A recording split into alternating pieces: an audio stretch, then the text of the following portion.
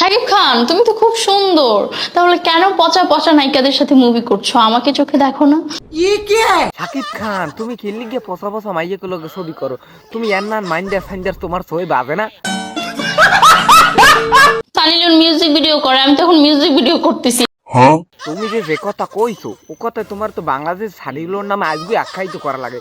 তোমার যে মনে করো ওই যে ল্যাঙ্গুয়েজিং ভাষা, তুমি তো আগেই দাবি করছো যে আমার বাংলাদেশ সানিগুলোর নামে আখ্যায়িত করছো। এই ধর এই মালাটা এখন মনে করো আমি তোমার পড়াই দিব এই নাও, তুমি আখ্যায়িত হয়ে গেছো। তুমি আজ থেকে তোমার ভিডিও মনে করো আপলোড দেবা, পুরো দূর আমার মতো যত পাবলিক আছে সবাই তোমার ভিডিও দেখতে রাজি। আচ্ছা তুমি জানি কি জানি রানী? অবশ্যই আমি খাটের রানী, কারণ হচ্ছে আমি খাটে উঠে দেখবেন আমার ফেসবুক পেজে এখনো ভিডিও আপলোড করা আছে। আচ্ছা মানলাম তুমি খাটের রানী, কিন্তু জামাইয়ের কেম কি হাইট দেওয়া হইবে? হ্যাঁ অবশ্যই হয়, মেশিন বের হয়েছে না। না তোমার যে পালা, তোমার অল্পতেই সুগার ডেডি কাম দিয়ে দেবে, যা তোমার যে অবস্থা এখন শুরু হরছো দাদা, তুমি এতে বেশি দিন লাস্টিং করবা না।